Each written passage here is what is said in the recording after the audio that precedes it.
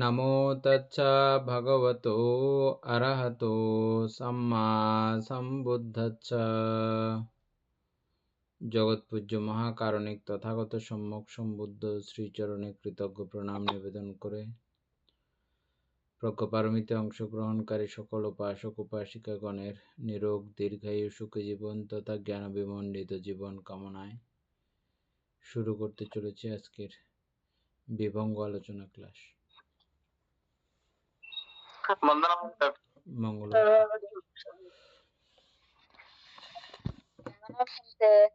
মঙ্গল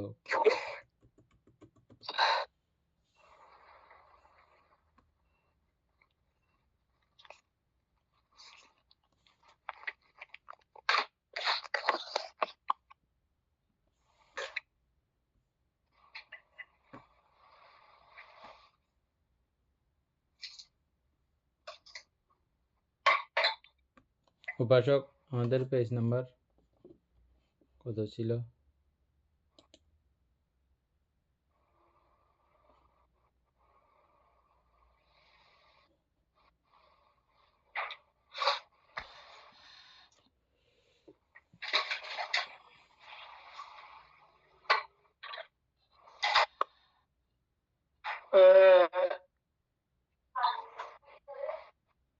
একশো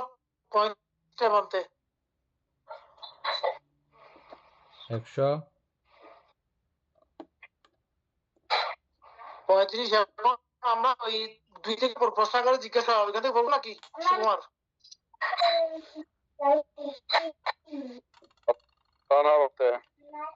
না, ওই শ্রদ্ধা ইন্দ্রিয়ের পরে বীর্যেন্দ্রিয়।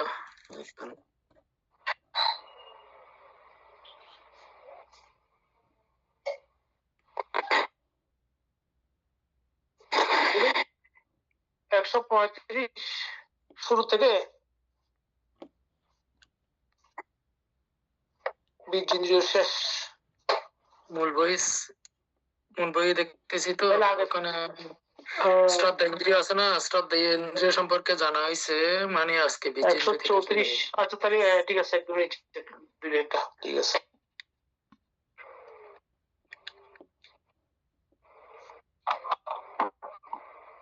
তথায় বীর্যেন্দ্রিয় কিরূপ? যা চৈতসিক মানসিক বীর্য বা উৎসাহ, আরম্ভ, চেষ্টা, পরাক্রম,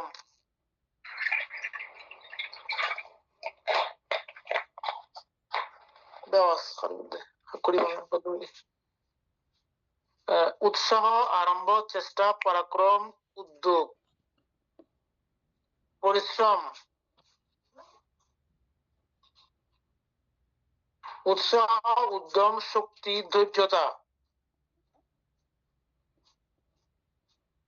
অশিথিল পরাক্রমতা, অনিক্ষিপ্ত আবেগ, অনিক্ষিপ্ত কার্য, কর্ম প্রচেষ্টা, কর্মশক্তি, বীর্যেন্দ্রিয়। বীর্য বলে কি বীর্যেন্দ্রিয় বলে?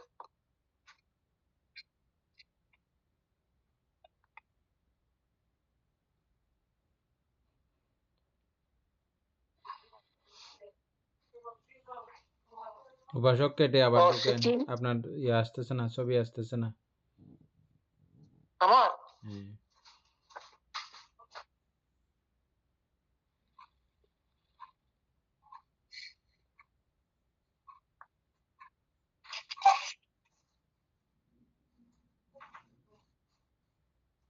আসছে না, দেখো।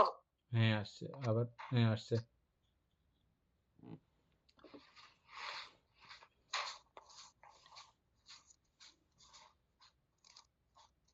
তাহলে বীর্য ইন্দ্রিয় শেষ।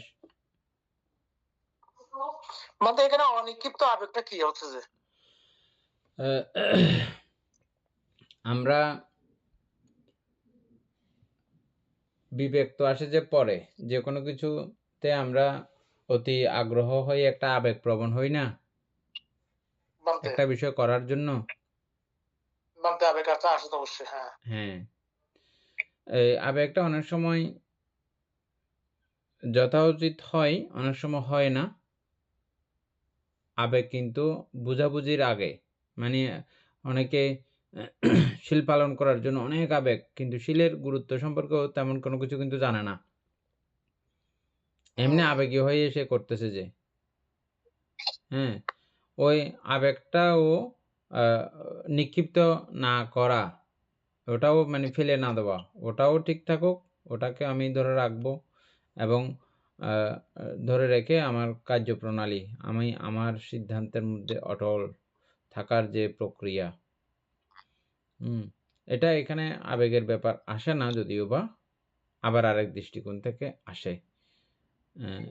নর্মালি বীর্য চৈতসিক যদি বলি, আমরা তো এটা নর্মাল, এটা সম্যক বীর্য চৈতসিকের ওরকম ব্যাপার না, না নর্মাল, যেহেতু নর্মাল সেহেতু এখানে আবেগের মধ্যেও ওই বীর্য ব্যাপারটা কিন্তু থাকে। না, ওটা বলতে চাচ্ছি না, বলতে এমনি আমরা আবেগ যেটা হয় সেটা তো আসলে বিবেকের আগে। হ্যাঁ, বিবেকের তখন আগে এটা। এখানে বীর্যটা কি আসলে কতটুকু কাজ করে? এখানে যখন একটা শক্তির ব্যাপার আছে না, বীর্য তো আপনার, বীর্য তো প্রকীর্ণ চৈতসিক। হ্যাঁ, কিন্তু ওইটা বীর্যটা আসে কখন? যখন জ্ঞান সম্পৃক্ত হয় তখন। না, বীর্য যেহেতু প্রকীর্ণ চৈতসিক, এটা অকুশলের মধ্যে বীর্য আছে তো। হ্যাঁ, আছে মাত্র, আমি তো সেটা অকুশের মধ্যে আছে। হ্যাঁ, সুতরাং আবেগেও থাকবে, আবেগ কুশলও হতে পারে, অকুশলও হতে পারে। আমাদের দুই বিষয়ে আবেগ উৎপন্ন হয়তো।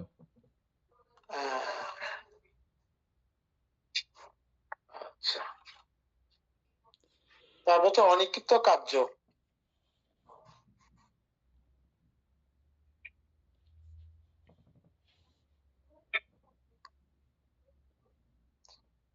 তাহলে কাজটাকে অনিক্ষিপ্ত করা হলে এটা ইন্দ্রিয়ে পরিণত হয় কোন কার্যকে? ঠিক ক্লিয়ার হয়নি বন্ধু আমার। অনিক্ষিপ্ত কার্য মানে কার্যকে, এটা আমি কাজ রানিং এর মধ্যে রেখে দিয়েছি, আমি নিক্ষেপ করে দিই নাই, কাজটা বন্ধ করে দিই নাই। নিক্ষেপ করে দেওয়া মানে বন্ধ করে দেওয়া, আমি ধরে রেখেছি, চালিত করে রেখেছি, চলমান রেখেছি, এটাকে বলা হয় অনিক্ষিপ্ত। আর নিক্ষিপ্ত মানে বাদ দিয়ে দেওয়া, আর করব না, থাক বাদ। আমি ধ্যান থেকে উঠে গেছি, এখন আমার আর কোনো সংযমের ব্যাপার নাই, সংযমের চিন্তা নাই, এরকম আর কি। কিন্তু যারা অরিজিনাল, তারা ধ্যান থেকে উঠে যাওয়ার পরেও সারা দিন, সারা মাস, সারা বছর, সারা জীবন তারা সংযমী এটা রাখেন। ধ্যানে বসলে তখন একটু অতি সংযম, অতি অপ্রমত্ততা রক্ষা করেন, এটা তখন বিষয়টা আলাদা। এটা একদম খুব সজাগী হয়ে রক্ষা করেন তখন এই বিষয়, এটা আর কি। কিন্তু উঠলেও যে ও নিক্ষেপ করে ফেলছে সবকিছু, এরকম না।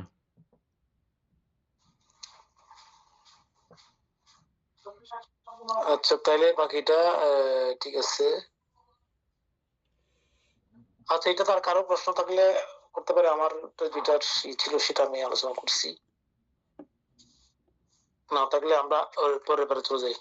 ইন্দ্রিয় তথা স্মৃতি ইন্দ্রিয় কি রূপ? যা স্মৃতি, অনুস্মৃতি, প্রতিশ্রুতি, স্মৃতি স্মরণতা, ধারণতা, প্রতিশ্রুতি, স্মৃতি স্মরণতা, ধারণতা ভাসমান নহে, তার দৃশ্য ভাব বা অবস্থা, নির্ভুলতা, মনোযোগিতা, স্মৃতি, স্মৃতিন্দ্রিয়, স্মৃতিবল, সম্যক, যথার্থ স্মৃতি একে স্মৃতিন্দ্রিয় বলে।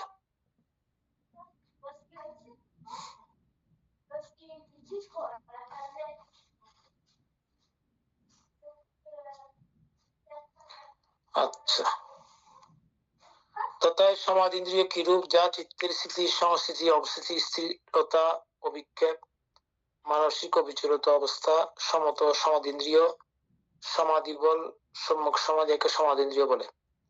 মানে এগুলো তাহলে আমরা চলে যাচ্ছি নাকি? কারণ শ্রদ্ধা ভাবে দিয়েছে প্রজ্ঞাইন্দ্রিয়, অজ্ঞাত জ্ঞাতাতীন্দ্রিয়, লোকোত্তর জ্ঞানেন্দ্রিয়, লোকোত্তর জ্ঞানেন্দ্রিয়।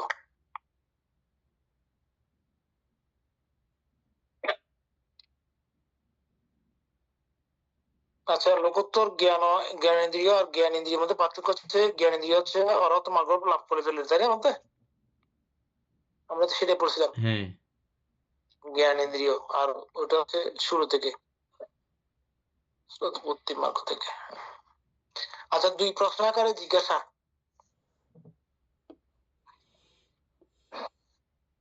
221 নম্বর, 22 প্রকার ইন্দ্রিয়: চক্ষু, শ্রোত্র, ঘ্রাণ, জিহ্বা, কায়, মন। স্ত্রী, পুরুষ। জীবিত ইন্দ্রিয়, সুখ ইন্দ্রিয়, দুঃখ ইন্দ্রিয়, সমস্তেন্দ্রিয়, দমনসেন্দ্রিয়, উপেক্ষা ইন্দ্রিয়, শ্রদ্ধা ইন্দ্রিয়। বীর্য ইন্দ্রিয়, স্মৃতিন্দ্রিয়, সমাধিন্দ্রিয়, প্রজ্ঞাইন্দ্রিয়, অজ্ঞাত জ্ঞাতাতেন্দ্রিয়, লোকোত্তর জ্ঞানেন্দ্রিয়, লোকোত্তর জ্ঞানেন্দ্রিয়। আচ্ছা, 222 প্রকার ইন্দ্রিয়ের মধ্যে কত প্রকার? কোনটি কুশল, কত প্রকার কোনটি অকুশল, কত প্রকার কোনটি অব্যাকৃত, পূর্ববত অবশিষ্ট, ত্রিকুট দুঃখসমূহ অন্তর্ভুক্ত, কয়টি স্মরণ, কয়টি অরণ? এই প্রশ্নটা এটা কি বের করলে ভালো হবে নাকি বলতে? না, বের করার তো এমনি ইয়া নাই এত বিশেষ, আমি পড়ে আসছি তো আমরা এগুলো এমনি নর্মালি। হ্যাঁ, পড়ে আসছি, অবশ্য বের করতে গেলে সময় লাগবে আরো। আর এটা এত বিশেষ যে জরুরি তা না। ঠিক আছে বলতে। তাহলে ত্রয়ী বা 3টি করে বর্ণনা। 223, এখানে 10 প্রকার ইন্দ্রিয় অব্যাকৃত।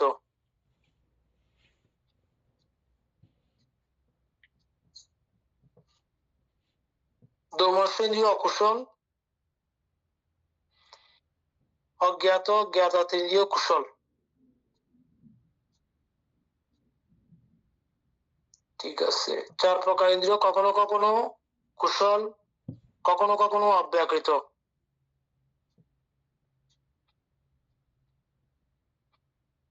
এই কোনটা 4 প্রকার বলতে? এই 4 প্রকার কোনগুলা? 6 প্রকার ইন্দ্রিয় কখনো কখনো কুশল, কখনো অকুশল, কখনো কখনো অব্যাকৃত। আচ্ছা, 10 প্রকার ইন্দ্রিয়ের মধ্যে বলা হচ্ছে এটা এখানে 22 প্রকার ইন্দ্রিয়ের মধ্যে আমরা 22 প্রকার ইন্দ্রিয় পড়ছি না এখন? বলতে 22 প্রকারের মধ্যে এগুলো আবার পরে পরে ভাগ করে করে বের করতে হবে আর কি। 10 প্রকার ইন্দ্রিয় অব্যাকৃত। ওগুলো চারটা নিতে হবে হাতে, 22 প্রকার ইন্দ্রিয় চার্ট নিতে হবে, তারপরে আমরা বের করতে পারবো যে কিছুটা বুঝবো। সুকুমার ফ্রি আছে নাকি? না, ওখানে আছে তো প্রশ্ন জিজ্ঞাসা করি, এগুলো 22 প্রকার ইন্দ্রিয় গুলো আর কি। চক্ষু ইন্দ্রিয়, শ্রোত ইন্দ্রিয়, ঘ্রাণেন্দ্রিয়, জিহ্বেন্দ্রিয়, কায় ইন্দ্রিয়, মন ইন্দ্রিয়, স্ত্রী ইন্দ্রিয়, পুরুষ ইন্দ্রিয়, জীবিত ইন্দ্রিয়, সুখ ইন্দ্রিয়, দুঃখ ইন্দ্রিয়, দমনস্য, উপেক্ষা, শ্রদ্ধা ইন্দ্রিয়, বীর্যেন্দ্রিয়, স্থিতি ইন্দ্রিয়, সমাধি ইন্দ্রিয়, প্রজ্ঞা ইন্দ্রিয়। তারপরে অজ্ঞাত জ্ঞাতিত ইন্দ্রিয়, লোকোত্তর জ্ঞান ইন্দ্রিয়, লোকোত্তর জ্ঞান ইন্দ্রিয়। এগুলো হচ্ছে 22 প্রকার। ঠিক আছে, এগুলোর মধ্যে যেগুলো কুশল এবং অকুশলের মধ্যে বর্ণনা করা, যেগুলো যেগুলোতে যাবে না এগুলো হচ্ছে যে আপনার অব্যাকৃত। এরকম 10টা আছে।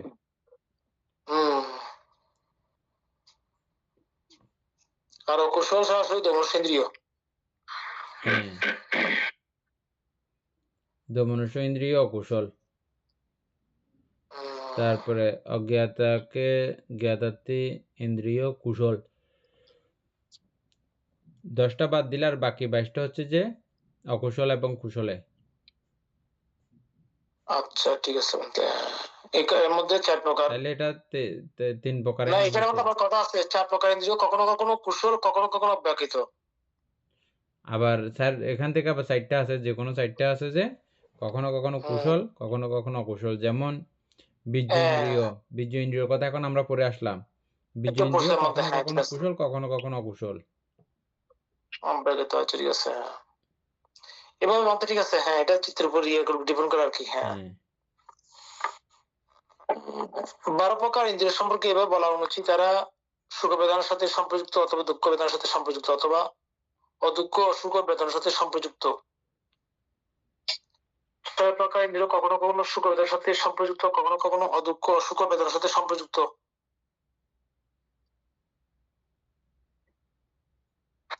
3 প্রকার ইন্দ্রিয় কখনো কখনো সুখ বেদনার সাথে সম্পৃক্ত, কখনো কখনো দুঃখ বেদনার সাথে সম্পৃক্ত। এগুলো আমাদের সবগুলো একই, আমরা আগে পড়ছি এরকম।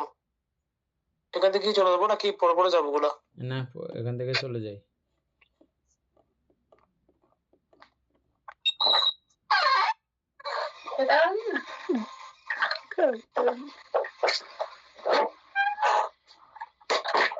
আপনি একটু মিট করে দিতে পারবো একটা? আচ্ছা, যুগ্ন বা দুটি করে বর্ণনা। হ্যাঁ, বা 224 নাম্বার। আচ্ছা, 4 প্রকার ইন্দ্রিয় হেতু।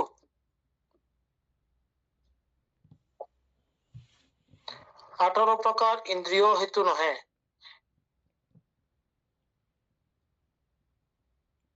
এগুলো আবার হেতু আর অহেতুক ভাবে বিভাগ করা হয়েছে আর কি, আগের মতো সেম। হ্যাঁ, বাকি 7 প্রকার ইন্দ্রিয় সহ হেতুক, না প্রকার ইন্দ্রিয় অহেতুক। ও আচ্ছা, হ্যাঁ, দুটো করে বলছে আর কি বান থেকে, না?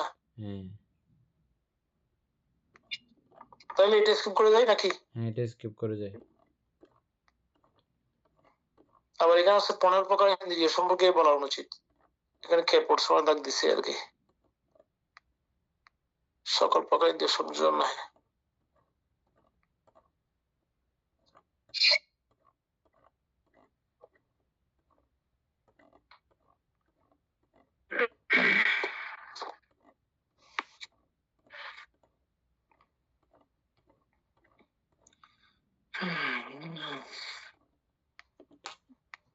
পতিত্ব সমুৎপাত বিভঙ্গ সূত্র অনুসারে বিশ্লেষণ।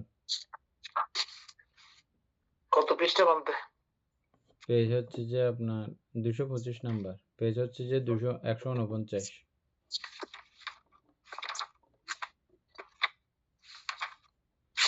ও আচ্ছা, এটা মনে ভালো করে বুঝতে হবে আরো। প্রতিত্ব সমুৎপাদ, ঠিক আছে, পড়বো এটা? আচ্ছা, প্রতিত্ব সমুৎপাদ শব্দের অর্থ বিশ্লেষণ করলে দেখা যায়, প্রতিত্ব শব্দে প্রতি, অভিমুখার্থ,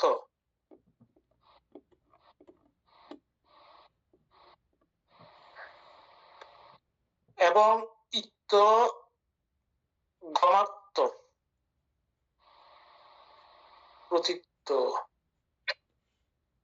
অভিমুখার্থ এবং গমার্থ ইহা প্রদর্শন করতে গিয়ে প্রতিমুখ বা অভিমুখ বলা হয়েছে।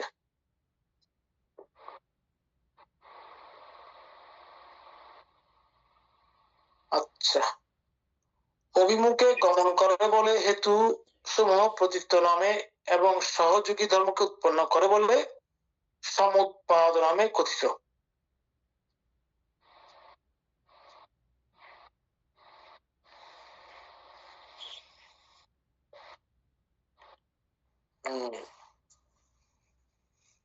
অভিমুখে গমন করে বলে হেতু সমূহ প্রতিত্ব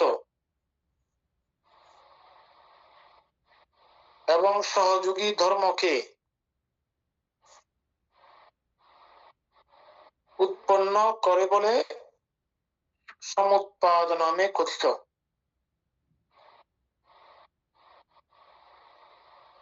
অবলম্বন পূর্বক প্রবর্তিত হয়,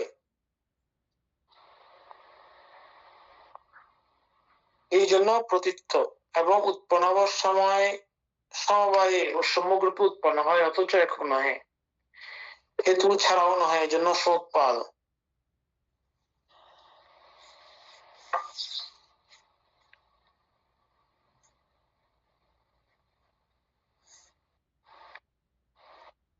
তারপর নিজের বলা হচ্ছে অবলম্বন পূর্বক প্রবর্তিত হয়, মানে অবলম্বন করে যে কোনো কিছু উৎপন্ন হয় সেটা বলা হচ্ছে নাকি?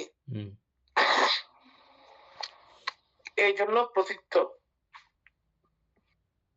উৎপন্ন হওয়ার সময় সমবায়ে ও সম্যগ্রূপে উৎপন্ন হয়, অথচ একক নহে, হেতু ছাড়াও নহে, এই জন্য সমুৎপাদ। আশা করি সবাই বুঝছেন, আলোচনা করার তো দরকার নেই।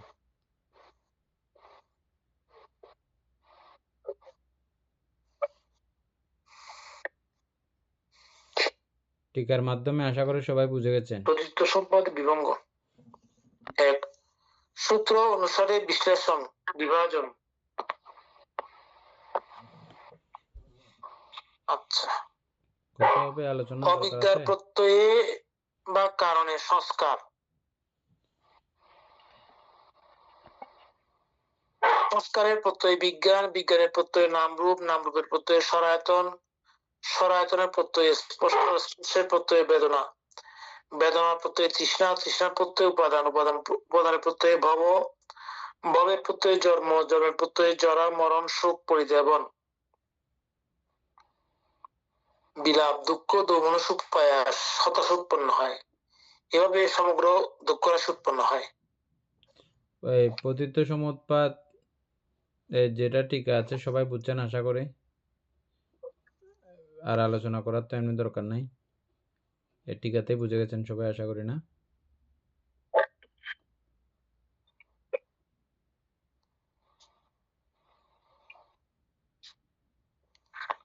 আলোচনা করলে ভালো হবে না মানতে, সবাই জানি না অবশ্যই, আলোচনা একটু করলে তো ভালো হতো। মানতে আলোচনা করলে ভালো হবে, আবার প্লিজ অনেক কিছু।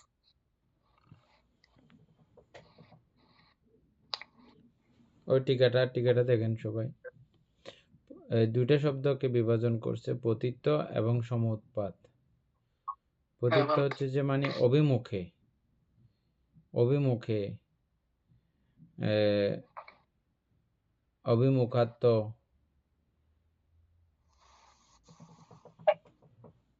যেমন এই কারণটা ঘটলে এটা ওটার দিকে মুখ করে আছে, এটা ঘটলে ওটা হবে, ওটাই হবে, যে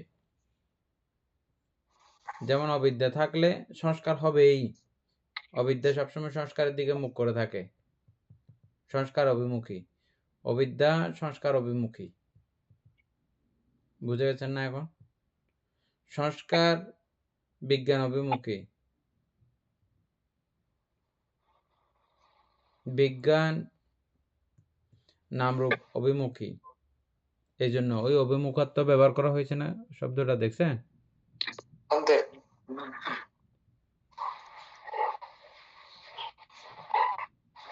পতিত্ব মানে ওখানেই পতিত হবে, অবিদ্যা সংস্কারেই পতিত হবে, বাধ্যগত, অন্য জায়গাতে পতিত হবে না, পতিত্ব। এই জন্য আরো কি কি অর্থে পতিত হতে পারে? গমনার্থ মানে এই অবিদ্যা সংস্কারেই গমন করবে, এই জন্য গমনার্থ। তারপরে ইহা প্রদর্শন করতে গিয়ে প্রতিমুখ, প্রতিমুখ মানে ওদিকেই মুখ করে থাকা, প্রতিমুখ বা অভিমুখ বলা হয়েছে, অভিমুখে গমন করে বলেই হেতু সমূহ পতিত্ব নামে,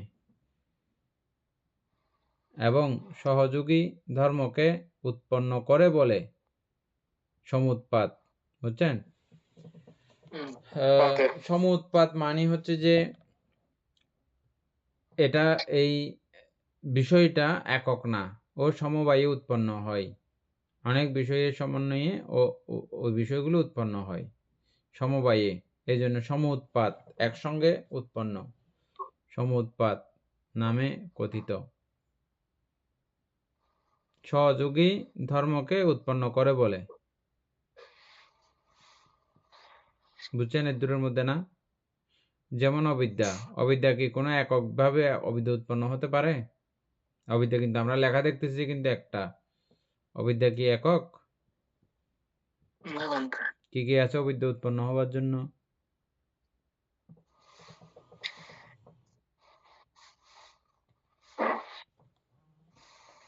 এত লম্বা কিছু বলার দরকার নেই,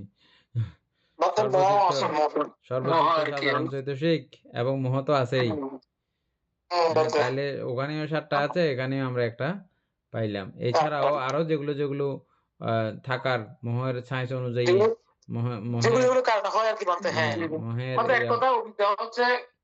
অজানা বিষয় কি, এটা এক সংস্কারের বা একটা বিষয়ের সমষ্টি নয়, অনেকগুলো বিষয়ের সমষ্টি। সুতরাং এই অনেকগুলো বিষয়, এটাকে বলা হয় সমুৎপাত।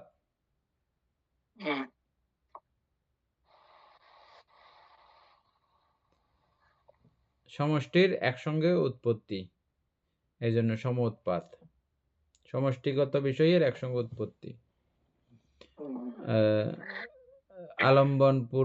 অবলম্বন পূর্বক প্রবর্তিত হয়, এই জন্য পতিত এবং উৎপন্ন হওয়ার সময় সমবায়ে সম্যক রূপে উৎপন্ন হয়, অথচ একক নহে। মানে এই কোনো বিষয়গুলোই এগুলো একক নয়, কিন্তু সমবায়ে উৎপন্ন হয়। হেতু ছাড়াও নহে, এই জন্য সমুৎপাত। এগুলো কোনোটাই হেতু ছাড়া বা কারণ ছাড়া কোনোটা হয় না, সবগুলো কারণে হয়, এই জন্য সমুৎপাত বলা হচ্ছে। ঠিক আছে।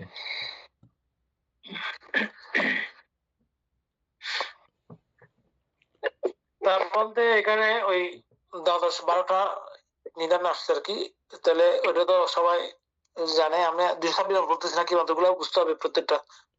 আপনি সবাইকে অবিদ্যার প্রত্যয় সংস্কার, এটা সবার জন্য একটু করে বলে ফেলেন। তারপর সুকুমার বাবু একটা বলবে সংস্কারের থেকে বিজ্ঞান কিভাবে হয়, এটা একটু বুঝে দিয়ে ফেলবে। রিঙ্কু বড়ুয়া বুঝে দিয়ে ফেলবে আর একটা সংস্কারের বিজ্ঞানের প্রত্যয় কিভাবে নামরূপ হয়। এগুলো সংক্ষিপ্ত করে আমরা আলোচনা করে যাব। এগুলো যতবার আসবে এটা মিস করবেন না। হ্যাঁ, এই জায়গাগুলো, এগুলো ডেইলি বন্দনা করারও নিয়ম। আমরা ডেইলি বন্দনাতে এগুলো বলি, আবৃত্তি করি। অবিদ্যারটা বলেন আপনি।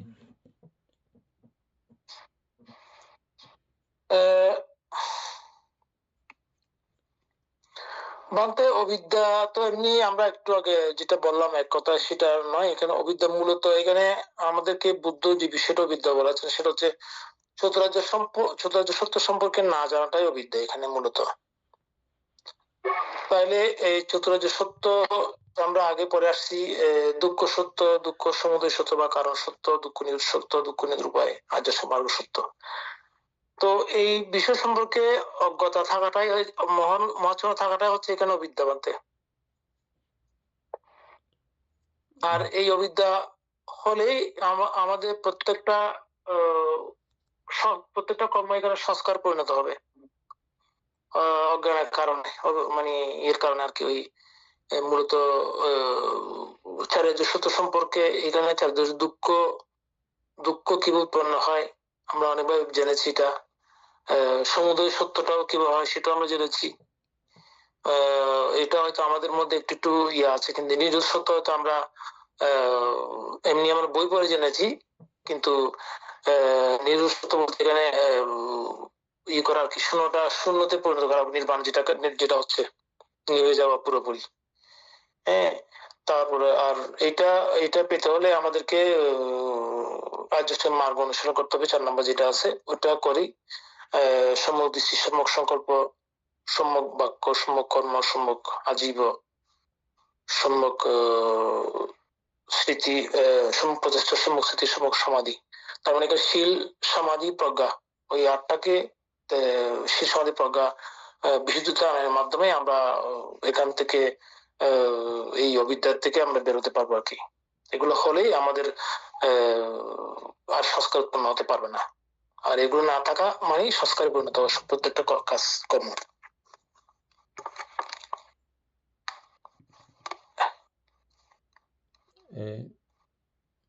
ঠিক আছে তো না উপাসক সুকুমার বাবু? এটা তো আর আলোচনা করবো না আমি, না? নিজের থেকে জিজ্ঞাসা করুন না মানতে, তারপরেও ঠিক আছে, ভালো লাগতেছে না তো মানতে, একটু মাথা ব্যথা করতেছে প্রচুর।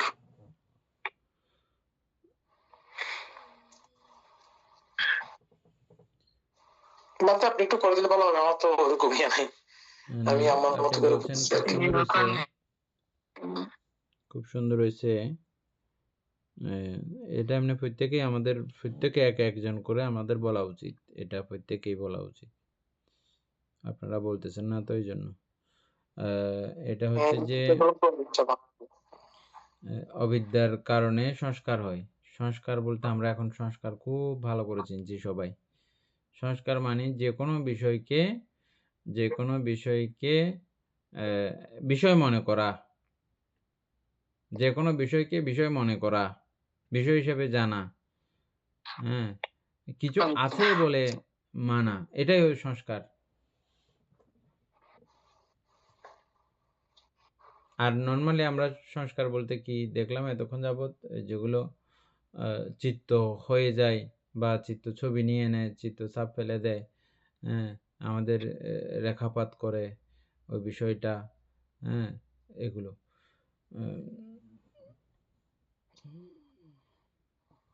এটা আবার যেমন সংস্কারকে তিন হ্যাঁ, ভাগে ভাগ করছে বাপু। হ্যাঁ, যেমন আমরা অনেক বিষয়ের সঙ্গে সারাদিন পরিচয় হই, সারাদিন আমাদের কার্যক্রম চলে। কিছু কিছু বিষয় আছে যে আমরা এগুলোকে কিছু পাত্তা দিই না। আবার কিছু কিছু বিষয় আছে যে এগুলোকে আমরা খুব গুরুত্ব দিই এবং মাঝে মধ্যে এগুলোতে আমরা খুব আনন্দিত হই, মাঝে মধ্যে খুব রাগান্বিত হই। কখন হই আমরা রাগান্বিত বা আনন্দ কখন হই, বা এটাকে কোনো একটা বিষয় কখন মনে করেছি, যখন ওই আমি যখন এটাকে সংস্কার হিসাবে ইয়ে করলাম, গুরুত্ব দিয়ে দিলাম, তখন এইটাই হচ্ছে সংস্কার। আর যেটা আমার কাছে কোনো পাত্তাই পাইল না, ধুর এটা কিছু না, এটা হচ্ছে মানে আমার কাছে সংস্কার হয়নি, বুঝছেন? জাস্ট এটা আমি কথার উদাহরণ দিয়ে বললাম, ওখানেও সংস্কারের ব্যাপার আছে, এটা কিছু না। হ্যাঁ, ওখানেও কিছুটা ব্যাপার আছে, এটা আরো অনেক দূরের কথা। যাই হোক, এটা আমি নর্মালি এমনি উদাহরণ দেওয়ার জন্য বলছি। যেভাবে হোক না কেন, অর্থাৎ কিছুকে কিছু মনে করা, নাম এবং রূপ, এগুলো নিয়েই তো সারা জগৎ। এই জগৎকে কিছু মনে করা, কিছু বলে মানা, কিছু বলে বুঝা, এটা হচ্ছে যে মানে সংস্কার আছে বলে, সংস্কার হচ্ছে বলে এটা আমি মনে করতেছি। ঠিক আছে? তাহলে ওই হ্যাঁ, অবিদ্যার কারণে, অবিদ্যা থাকলে এই সংস্কার উৎপন্ন হবে। আমি কিছুকে কিছু মনে করব, ওগুলো আমার মধ্যে রেখাপাত করবে বা ছাপ নেবে, চিত্ত এগুলোকে ছবি তুলবে, আমাদের মনে মনন করা হবে এগুলো। তা অবিদ্যা খুব সুন্দর করে আমাদের যদিতবাবু বুঝিয়েছেন। অবিদ্যা মানে হচ্ছে কি, দুঃখ সম্পর্কে না জানা, কোথায় কোথায় দুঃখ আছে, দুঃখ কিরকম কিরকম, এদের আকার প্রকার সম্পর্কে না জানা, এটা হচ্ছে অবিদ্যা। মানে সমস্ত কিছুর মধ্যে বা নাম রূপের মধ্যে স্থায়ীভাবে, চিরস্থায়ীভাবে, ওভাবে বললেও পুরোটা ঠিক হবে না, দুঃখ চিরন্তনভাবে বিদ্যমান।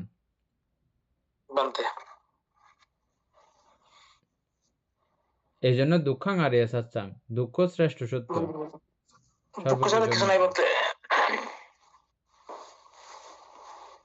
তারপরে এই দুঃখের কারণ, দুঃখের নিরোধ, দুঃখ নিরোধের উপায়, এই চারটা হচ্ছে যে বিদ্যা। এই চারটা না থাকলে অবিদ্যা, আর অবিদ্যা থাকলেই আমাদের ওই সংস্কার অবশ্যই হয়ে যাবে, হবে। উদাহরণস্বরূপ আমরা একটা উদাহরণ দিয়েছি সবসময়, সেটা কি, একটা গিফট পেপার মোড়ানো মলের বাক্স, এই গিফট পেপারের ভিতরে যদি মল আছে যদি আমি না জানি, তাহলে উপরের চকচক গিফট পেপার দেখে ওরা আমার কিছু একটা বিষয় আছে বলে মনে হবে, এবং ওটা আমার কাছে একটা মনে মনে একটা মনোলোভা একটা অবস্থা তৈরিও হবে। এই গিফট পেপারের ভিতরে আমি দেখতেছি না, এটাই হচ্ছে বিদ্যা। দেখে গেছেন খুলে, এই বিদ্যা। তাহলে দেখে গেছেন কি দেখেছেন? মল দেখেছেন, এটা আর গ্রহণীয় বলে আপনার থাকলো না, তার মানে এটা আরও সংস্কার হলো না, সংস্কার আর হয়নি।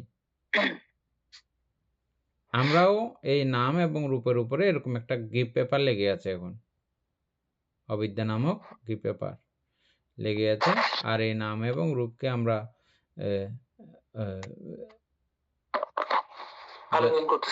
আলিঙ্গন করতেছি, বা সংস্কার বানাচ্ছি। সংস্কার হচ্ছে এটাকে মানে যত্ন করে রাখতেছি আর কি, গুয়ের বাক্সটাকে, ই পেপারের বাক্সটাকে আমরা যত্ন করে রাখতেছি। এই যত্ন করা মানে হচ্ছে ওই সংস্কার হচ্ছে আর কি, এটাকেই সংস্কার। যাই হোক, আপনাদেরকে আরও বিশদ এবং বিস্তারিত বলার অবকাশ নেই, কারণ আপনারা এটা বিস্তারিত বুঝে আসছেন আগেও। তারপরে এটা প্রত্যেক দিন আলোচনার বিষয় বিধায় একটু একটু করে আমরা আলোচনা সবসময় করব, যতবার আসবে এই বইয়ের মধ্যে ততবার আমরা আলোচনা করব। উপাসক সুকুমার বাবুকে বলতে বলছিলাম যে পারবেন, আপনি অসুস্থ বলতেছেন। সংস্কারের প্রত্যয় বিজ্ঞান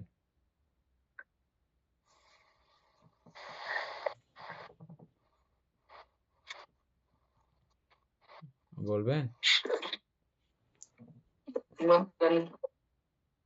কাজ করতেছেন, এমনি শুনি। আচ্ছা, যদি তো বলে, আর কেউ এমনি বলতে চাইলে বলতে পারবেন, আরো কেউ কারো বলার মতো ইয়ে থাকলে, অভিজ্ঞতা থাকলে। সংস্কারের প্রত্যয় বিজ্ঞান একদম বুদ্ধ ধর্মের এটা মূল চাবিকাঠি, তো মূল দর্শন, একদম মূল ব্যাপার এটা।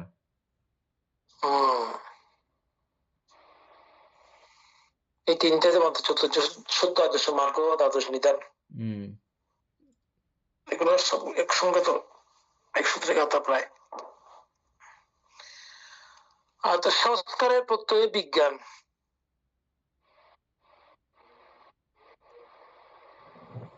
এতক্ষণ যেগুলো আমরা আলোচনা করেছি এই ধরনের সংস্কার হলে এটা দেরি না করে বিজ্ঞানে পরিণত। বিজ্ঞান বলতে এখানে কি আমাদের জানা চিত উৎপন্ন হয়। এখানে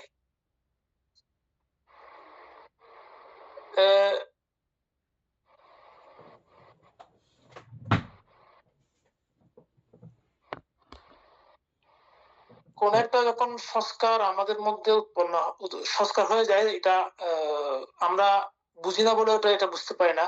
একটু আগে যেটা আমরা শ্রদ্ধা প্রান্ত যেটা আলোচনা বলেছেন, কারণ ওই যে এই যে বাক্স বলা হচ্ছে, এখানে মল আছে ভিতরে, এই মলটা যে আছে তার মানে কি আমাদের নাম রূপের মধ্যে প্রতি মুহূর্তে প্রতি সেকেন্ডে যে উদ্যোগগুলো হচ্ছে, এটা এই সত্যটা যদি আমরা না জানি, যদি আমরা অবলোকন করতে না পারি, তখন আমাদের এই সংস্কার হলে তখন এটা বিজ্ঞানে পরিণত। বিজ্ঞান হচ্ছে জানা চিত্র, যেটা বলছে একটু আগে। আর যখন এই বিজ্ঞানটা উৎপন্ন হয় তখন এটা বিজ্ঞানের পরে আমাদের ওই নাম রূপের দিকে ধাবিত হবে, অভিমুখে, যেটা আমরা সম্পর্কে জেনেছি। হ্যাঁ, তাহলে এটা একটা শেষ হতে না হতে আরেকটাতে উৎপন্ন হয়। এটা এত দ্রুত উৎপন্ন হয়, সেটা আসলে বোঝাটা অনেক কঠিন। আমাদের ওই জগনে গিয়ে জিনিসটা হয়।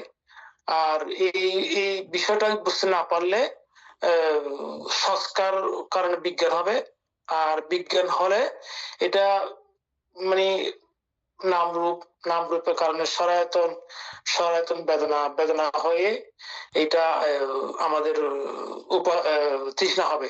আর তৃষ্ণা হলেই এটা উপাদানে চলে যাবে। আর এই উপাদানের মুহূর্তে যদি এগুলো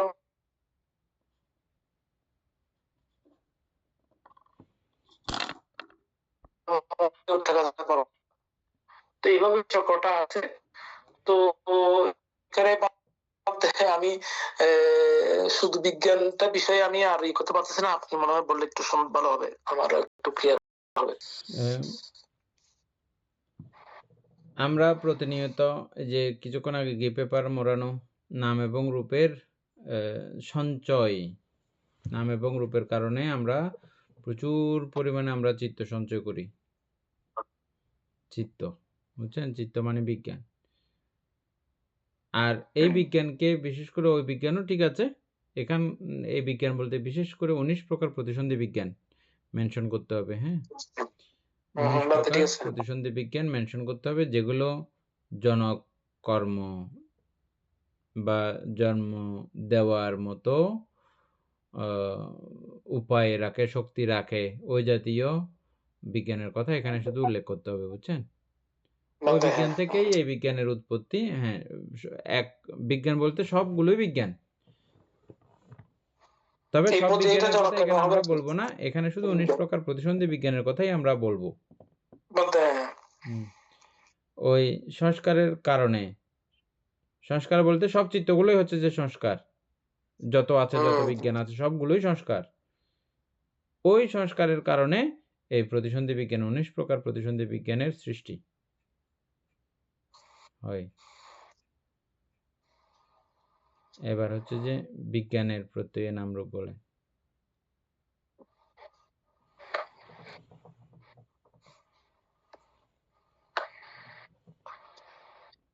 আরো কেউ বলার ইয়া থাকলে বলতে পারেন, নাহলে উপাসক বলে।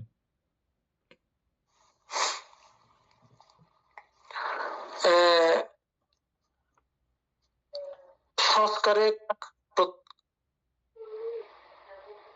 প্রত্যয়ে বিজ্ঞান, এই যে প্রতিসন্ধি বিজ্ঞান যেটা আছে এটা প্রত্যয়ে নামরূপ।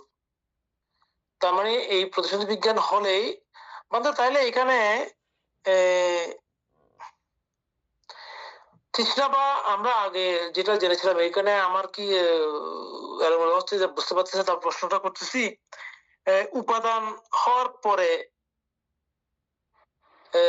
নামরূপ মূলত তো এখানে 19 বিজ্ঞান হয়, এখানে তো নামরূপ গঠিত হচ্ছে। তার মানে কি, তার মানে এখানে তো জন্মটা হয়ে যাচ্ছে নাকি? হ্যাঁ, আসলে মিলে যাবে, এটা একটার পর একটা জান না আপনি, মিলে যাবে। এটা এখানে জন্মটা হবে আর কি বিজ্ঞানের নামরূপ, এটা মিলাইতে পারছেন? হ্যাঁ, বিজ্ঞান হলে তো নামরূপ যদি হয়ে যায় তার মানে কি এখানে নামরূপ গঠিত হবে, মানে জন্ম হবে। আর এই নামরূপ যখন গঠিত হয়, নামরূপ হলেই তো এই সরায়তন এখান থেকে উৎপন্ন হবে।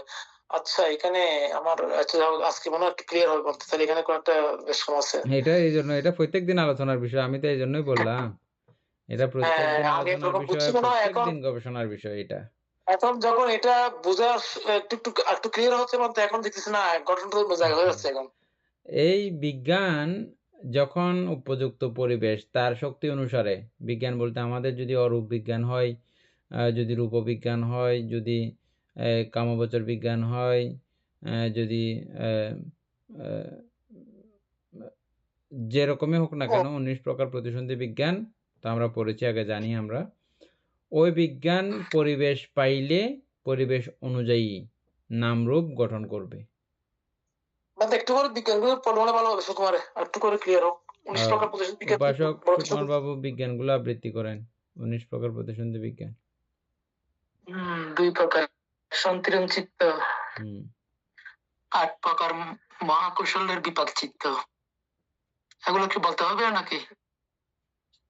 8 প্রকার মহাকুশলের বিপাক চিত্তগুলো অর্থাৎ সমনস্য সহগত জ্ঞান ও সম্পর্কিত সংস্কারিক চিত্ত থেকে ওই উপাখ্যা সহযোগী বিপ্রযুক্ত সংস্কারিক চিত্ত বুঝতে, এগুলো 8টা আর কি। হ্যাঁ, ঠিক আছে। হ্যাঁ, তারপরে ওই রূপবচরের চিত্ত 5টা, বিবেক চিত্ত আর কি, মানে ওই বিতর্ক বিচার প্রীতি সুখ একাগ্রতা।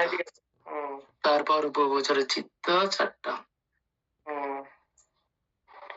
মানে ওই আকাশায়ন্তন, বিজ্ঞানায়ন্তন, আকিঞ্চনায়ন্তন,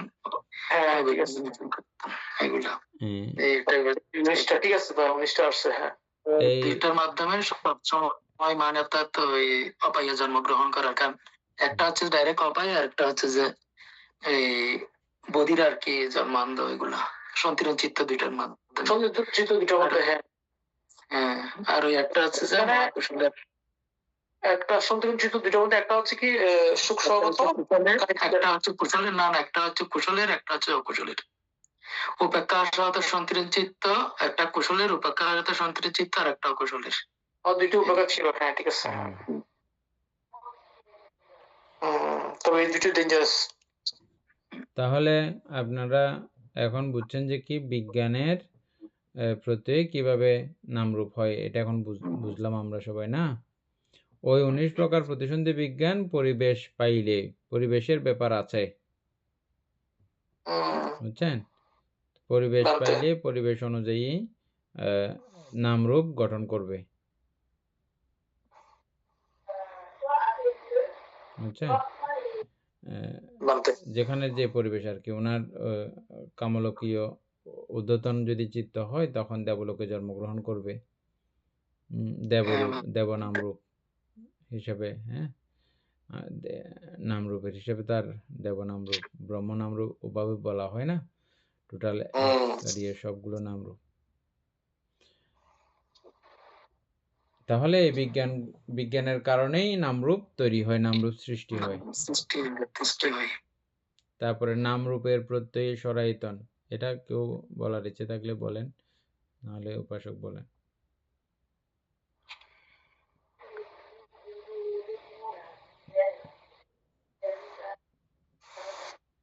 বলতে এই নাম রূপ প্রত্যয়ে সহায়তন, নাম আর রূপ যখন হয় তখন আমাদের এখানে রূপ তো রূপই আমরা সবাই জানি, আর নামের ক্ষেত্রে আমাদের এই যে চক্ষু, কর্ণ, নাসিকা, জিহ্বা, ত্বক, এই 6টা আয়তন যখন মানে প্রতিসন্ধি চিত্ত গ্রহণ করার পরে এটা আস্তে আস্তে নাম এবং রূপ গঠিত হওয়ার পরে এই সরায়তন উৎপন্ন হয়।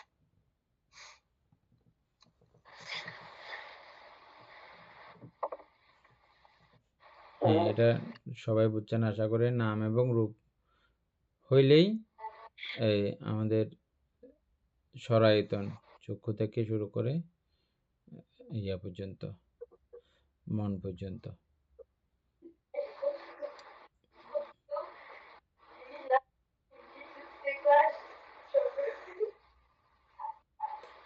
তারপরে এই সরায়তন থাকলে সরায়তনের কারণে কি তৈরি হবে? স্পর্শ। বলেন উপাসক।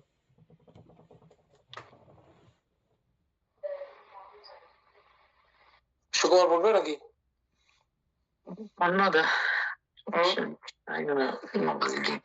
এই সরায়তন যখন উৎপন্ন হয়, সরায়তনের কারণে, সরায়তনটা হচ্ছে আমাদের এখানে আধ্যাত্মিক বাহ্যিক দুইটা আছে, আমরা আগে জেনে আসছি অনেকভাবেই। আধ্যাত্মিক 6টা, বাহ্যিক 6টা। তাহলে চক্ষু দ্বারা আমরা কি দেখবো? আমরা রূপ, বর্ণ আমরা দেখি। তখন আমার চোখের সাথে যখন বর্ণের বা রূপের স্পর্শ হয়, ওইটাকে এখানে স্পর্শ বলা হচ্ছে। তখন ওই স্পর্শ হওয়ার সাথে সাথে বিভিন্ন ধরনের আমাদের ওই স্পর্শজনিত আলম্বনটা যখন চক্ষুধারে এর মধ্যে স্পর্শটা হয়, তখন এখানে বিভিন্ন ধরনের চিত্ত উৎপন্ন হয়। তো সুতরাং এখানে ওই স্পর্শ হওয়ার এখানে স্পর্শটাকে এখানে বলা হচ্ছে মানে সরায়তন কারণে স্পর্শ। এই 6 দ্বার দিয়ে, শুধু চক্ষু না, চক্ষু, কর্ণ, নাসিকা, চক্ষু দ্বারা রূপ, কর্ণ দ্বারা শব্দ, গন্ধ, নাসাদের দ্বারা গন্ধ, তারপরে জিহ্বার মধ্যে স্বাদ, তারপরে ত্বকেন্দ্রিয়ের মধ্যে স্পর্শ, যে কোনো কোথাও স্পর্শ, বাতাস বা কোনো কিছু লাগলেই স্পর্শ হচ্ছে, আর মনের মধ্যে ধর্ম। তো এই 6টি স্পর্শ হয়ে থাকে আমাদের শরীর সচেতনার কারণে।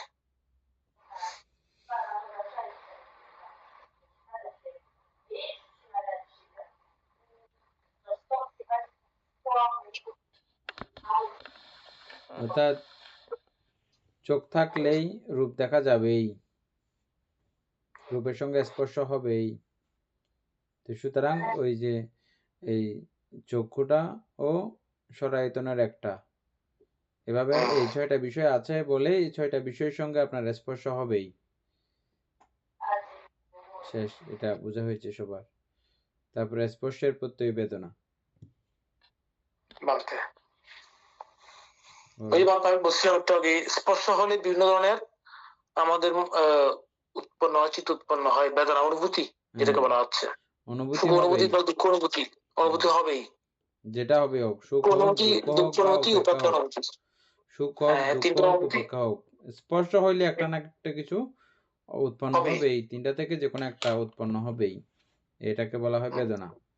স্পর্শ হইলে বেদনা উৎপন্ন হবেই হবে, কোনো ভুল নাই, সম্ভব নয় এটা। হ্যাঁ, এবার বেদনা প্রত্যয়ে তৃষ্ণা বলেন। তৃষ্ণা, বেদনা হলেই তৃষ্ণা হবে। এই তৃষ্ণা যখন আমাদের বেদনা অনুভূতি উৎপন্ন হয় তখন এটা এত বেশি দ্রুত উৎপন্ন হয়, ওইটা যদি আমাদের চিত্তটাকে যদি আমরা ওই সময়ে যথাযথভাবে আমরা মানে যথাযথ আমরা যদি সংবরণ করতে না পারি তাহলে এটা অবশ্যই তৃষ্ণা পরিণত হবে। হ্যাঁ, কারণ ওইটা আসলে হয়ে যায়, খুব দ্রুত হয়, এটা আমরা অবশ্যই সবাই বুঝে আসছি, এতদিন ধরে জেনে আসছি। তো এইখানে অনেক সময় আমরা এই বিষয়টাকে ধরার মতো অবস্থা পরিলক্ষিত হয় ভাবনায় বসলে। তখন হয়তো আমরা চোখ বন্ধ রেখে আমরা নিবিষ্ট থাকি একটা ইয়ের মধ্যে, আলম্বরের মধ্যে আমরা স্মৃতিমান থাকি বিদায় ওই সময় যোগীরা সবাই মানে ওই জায়গায় গিয়ে ওটা বুঝতে পারেন এই তৃষ্ণাতে পরিণত না হওয়ার জন্য ওই অবস্থা ওইখানে সৃষ্টি হয়। মূলত অন্যান্য ভাবে আমরা যদি দৈনন্দিন জীবনে আমরা এটা কেন করতে যাই তাহলে আমাদের যথেষ্ট সজাগ থাকতে হবে, অবশ্যই করতেছে। মানে প্রত্যেকের আলাদা আলাদা চিত্ত চৈতসিক গুলো উৎপন্ন হয়। এটা যার যার অবস্থান থেকে যে যত বেশি শান্ত দান্ত থাকতে পারবেন উনি তত বেশি এটাকে অবলম্বন করতে পারবেন। তো সেক্ষেত্রে ওই তৃষ্ণা হলেও এটাকে মানে অগ্রসর হতে দেবেন না আর কি। ওইখানে উনি ওনার অবস্থান উৎপত্তি বিলয় উদয় বিলয় ওনার যে হচ্ছে এটা উনি বুঝতে পারলে এখান থেকে আর তৃষ্ণা উৎপন্ন হবে না। আর মানে ওইখানে অনিত্য দুঃখ অনাত্মাটাকে উনি জানতে পারেন সাধকরা বা যারা স্থিতিমান থাকেন সবসময়, এটা বলতে। আচ্ছা, উপেক্ষা, এই উপেক্ষার মধ্যে কি এই তৃষ্ণা আছে? উপেক্ষা বেদনার মধ্যে কি তৃষ্ণা উৎপন্ন হবে? বলতে উপেক্ষাটা যদি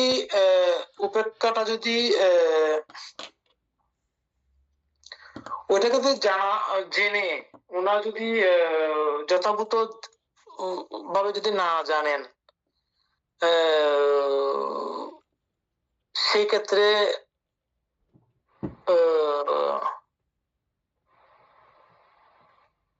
তৃষ্ণা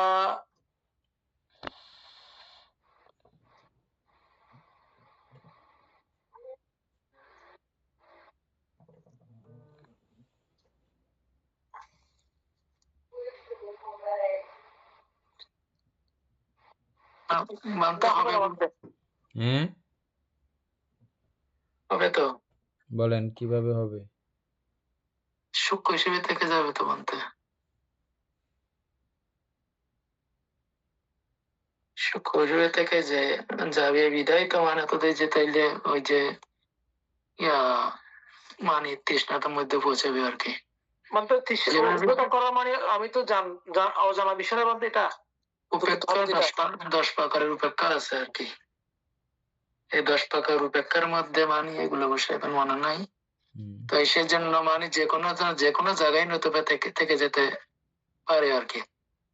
কিন্তু যখন মানে যে ওই মানে অরহত্ত অথবা মার্গ জ্ঞান অথবা লাভ করলে তাইলে মানে তাদের জয়টা আর উৎপন্ন হবে না। কিন্তু এই 10 প্রকার উপেক্ষার মধ্যে মানে যদি আছে এগুলা সূক্ষ্ম হিসেবে থেকে যায়। যাই হোক, 10 প্রকার উপেক্ষার মধ্যে একটা নির্বাণ উপেক্ষা। হ্যাঁ, নির্বাণ এক প্রকারের উপেক্ষা। যদি নির্বাণ হয় তখন এটার সঙ্গে এই কথা ম্যাচিং হবে না, ওটা অনুভূতির না, ওই উপেক্ষা অনুভূতির উপেক্ষা না। আবার আরেক দৃষ্টিকোণ থেকে নির্বাণকে যেহেতু আমরা উপভোগ করি, অরহত হওয়ার পরে নির্বাণ উপভোগ করে না, যদি বা এটা উপভোগনীয় বিষয় নয়, হ্যাঁ, কিন্তু ওই বিষয়টাকে যেমন এটা আমরা ওই অধীনেই বললাম যে এটা আলম্বন না, কিন্তু আমরা আলম্বন হিসেবে যেরকম কথার মাধ্যমে যেরকম বলতে হয়, ঠিক বিষয়টা ওরকম আর কি, বুঝছেন? এই নির্বাণ উপেক্ষাটাও সেম ওইভাবে ওই ক্যাটাগরি দিয়ে মিলাইলে আপনি বুঝে যাবেন। ওই পর্যায়ে এটা ওই অনুভবনীয় বিষয়ের অন্তর্গত নয়। সেজন্য ওটা তৃষ্ণার অন্তর্গত না। এই ছাড়া আশা করি আমি কি বুঝাইতে চাইছি বুঝছেন না? আর 10 প্রকার সবগুলো আর বোঝানোর দরকার নেই, একটা বুঝে গেলে হয়ে গেছে। এখানে বেদনার অনুভূতি, বেদনার উপেক্ষা, বেদনাজ উপেক্ষা, আমরা উপেক্ষা বেদনাজ উপেক্ষা পড়ছিলাম না? এটা হচ্ছে বেদনাজ উপেক্ষা।